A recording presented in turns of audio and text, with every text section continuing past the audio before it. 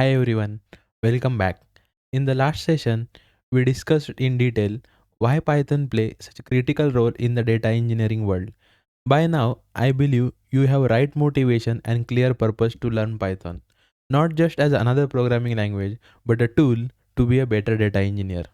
From this session onward, guys, we are going to deep dive into internals of the Python.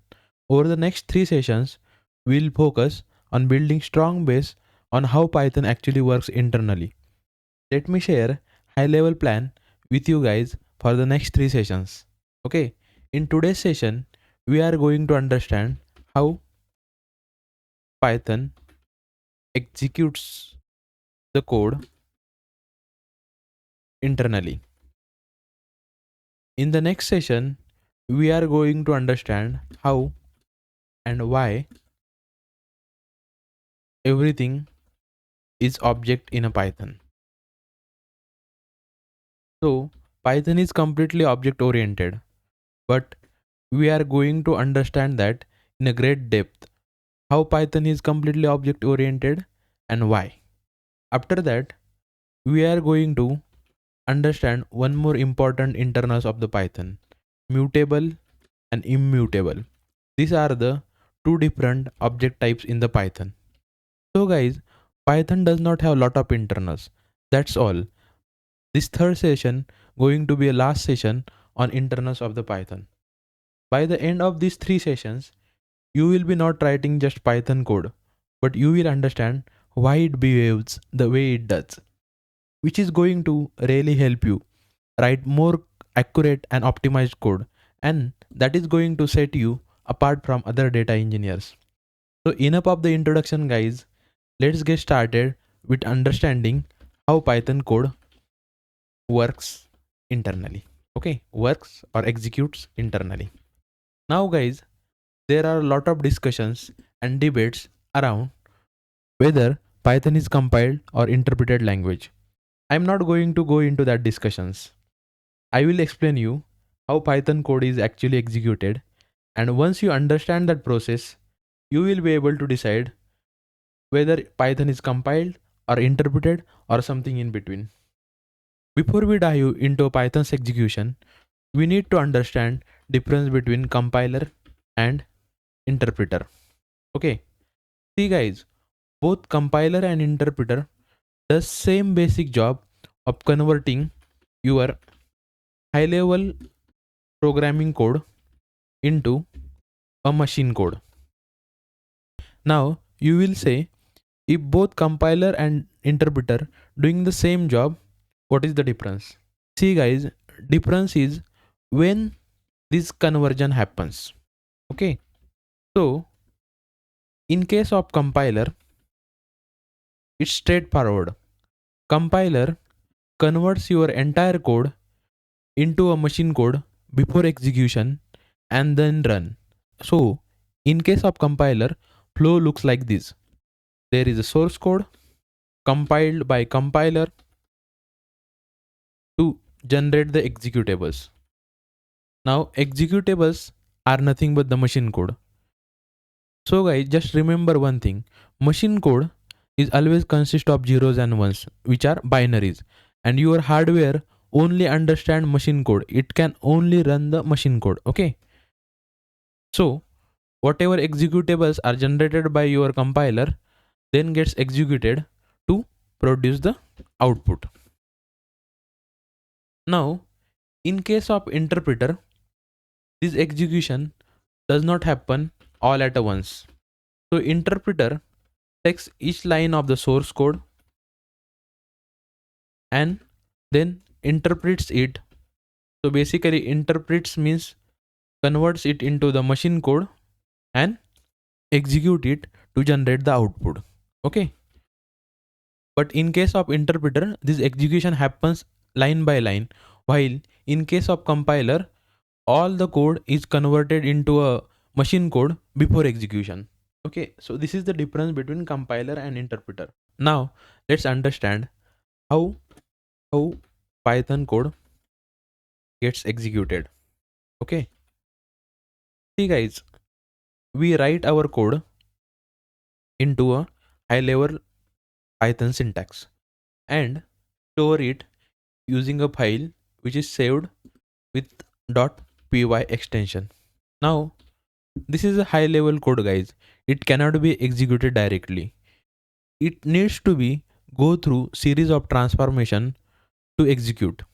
Now Python follows some layered architecture to execute the code. Okay.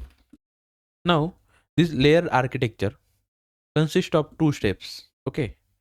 Step 1 is converting your Python code into bytecode. Okay. So Python interpreter has a compiler which is a bytecode compiler which converts your Python code into a bytecode. Now what's this bytecode? See guys, the bytecode is not machine code which consists of zeros and ones, but another intermediate form which is nothing but sequence of instructions. Let's see how bytecode looks like so you will be able to relate. Okay, so let me write simple code. Okay, simply we'll write a code to add two numbers. Okay, x and y are two numbers. I will perform addition between them and store that into a result variable, and then we'll print that variable. Okay, so let's execute this code. See, now this code is running fine. Now we can also see the bytecode for this code. Okay, we can run this command to see the bytecode. Now see how bytecode looks like. I already told you it is a sequence of instructions, and you can see here it is actually a sequence of instructions. Let's see what's happening in this bytecode. So first it's loading the constant 5. So it's loading this 5. Okay, then storing it into a name. What name? X. So 5 value is getting stored into this x variable. Then again it's loading the another constant which is a 7 and then storing it into a y. Okay, now once these values are stored into respective variables, then we are again loading those values because we need to add it, and then we are performing the addition and we are storing it into another variable which is a result. Then we are loading the print and printing the result. Then we are calling the print function, and then result will be displayed. Okay, which is a return value. So you guys can clearly see this is a series of instructions. But guys, this is not a machine code, right? So our computer hardware cannot execute it directly since it understands only zeros and ones, which is a machine code. Now question is how this bytecode can be executed to produce the output. So this is exactly the second step of our layered architecture. Executing bytecode instructions to produce the final output. Okay. Now in step 1 we saw Python interpreter has a bytecode compiler which generated the bytecode. Now this bytecode is a series of instructions, not a machine code. So we need something which can convert these instructions into a machine code and execute it to produce the output. Your Python interpreter has another component known as a PVM, which is a Python virtual machine. Now this is runtime engine for your Python. Now every language has some runtime engine. Okay, so this is the runtime engine of the Python. Now this runtime engine has a capability to convert your bytecode into a machine code and execute it to produce the output. This is how overall execution occurs in the Python. Let's see it once again. Okay, so we have a input Python code, right? Then we have Python interpreter. Okay, this is my Python interpreter. This Python interpreter has two components. One is a bytecode compiler and another one is Python virtual machine. Okay, these both are a component of the interpreter.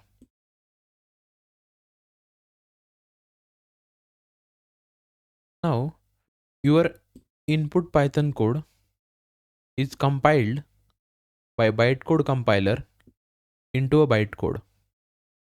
This bytecode is nothing but high level series of instructions which is understandable by Python virtual machine. So Python virtual machine take this bytecode as input, converts it into a machine code and then execute it line by line, okay, to produce the final output. This is how overall execution in Python looks like. I hope guys now you have a clear idea about how Python execute the code. Now if you look at this Python execution, it follows decoupled approach. So our two layer architecture is following the decoupled approach. Now what is this decoupled approach? If you see, our execution is divided into two parts. First is bytecode generation, which is nothing but compilation of our code, okay, and then we are doing interpretation to produce the output. Now see guys, unlike other programming language, Python could have done either complete interpretation to execute the code line by line to produce the output, but it's dividing your execution into two different steps. Now one more question arises, whether Python is compiled or interpreted language. Now based on what we understand, Python is doing both compilation and interpretation as well. So we can say Python is a mix of compiled as well as interpreted language. But why Python specifically follow this decoupled approach? Let's understand that. Okay. Now see guys, whatever bytecode we saw, it is platform independent, optimized series of instructions, which is virtualized, which means it is not for a specific platform. Okay. As long as we have correct version of PVM, which means Python virtual machine is installed, this bytecode can be executed on any platform. Because of this design, Python follows the principle of write once and run anywhere. So for different environments or different platforms, you don't need to do any changes in your code. You write it once, you can confidently run it anywhere. That's not all guys. Further to this, your bytecode is stored inside one folder. Okay, so Python internally stores your bytecode under this folder _pycache _. Let's see this folder in action. Now guys, this folder is internal to the Python, so generally it's not visible when you execute the code. For this, we need to import code from other file so we can see it. So let's create two files. In one file, I will create a function add, which will basically add two numbers. Okay, this function will return sum of these two numbers. Okay, I will create one more file where I will import this function. Okay, from these utils, I want to import this add function. Okay, now here I can call these functions x comma y print result.